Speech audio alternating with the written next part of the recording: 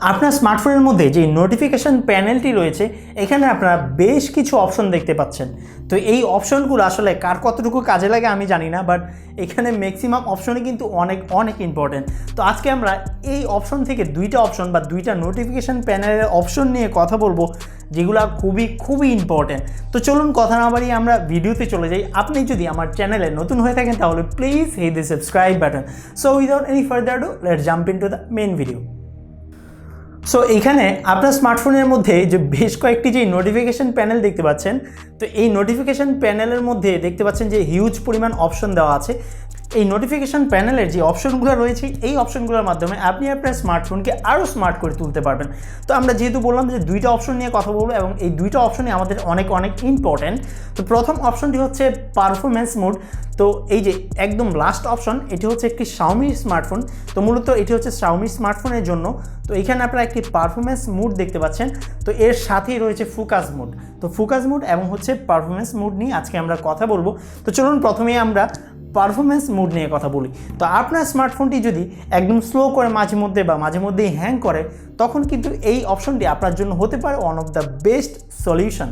তো চলুন আমরা একটু চেক করে দেখি যে এটা আসলেই কাজ করে কি না। তো এই অপশনটা কিন্তু অনেক আগেই আসছে, বাট ওই সময়টাতে এটা এত ভালো কাজ করতো না, but right now it's pretty much good working. তো চলুন আমরা একটু চেক করে দেখি যে এই পারফরমেন্স মোড সহ কী পরিমাণ আপনার স্মার্টফোনের পারফরমেন্স বুস্ট করে। তো চলুন দেখে নেওয়া যাক।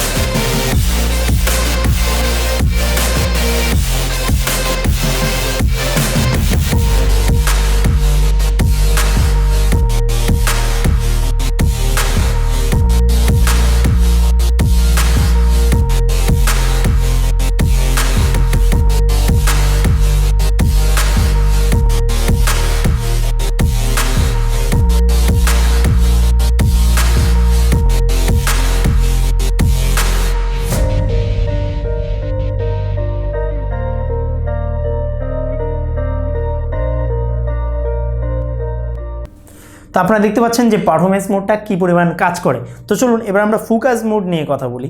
তো ফোকাস মোডটা কী কারণে সেটা আপনাদেরকে বলি। দেখুন, আপনি যদি স্টুডেন্ট হয়ে থাকেন, আপনার পড়াশোনা করার অনেক ইম্পর্টেন্ট, তখন দেখা যায় আপনার যে স্মার্টফোনটা রয়েছে সেটার মধ্যে অতিরিক্ত যে SMS বা অতিরিক্ত যে কল সেগুলো কিন্তু আসতে থাকে, যেগুলো ইন্টারনেটের মাধ্যমে আসে, লাইক আপনার ইমো, হোয়াটসঅ্যাপ, ভাইবার, টুইটার, এই ধরনের যেই সাইটগুলো রয়েছে এগুলো থেকে SMS বা কল এগুলো কিন্তু অল টাইম আসতে থাকে।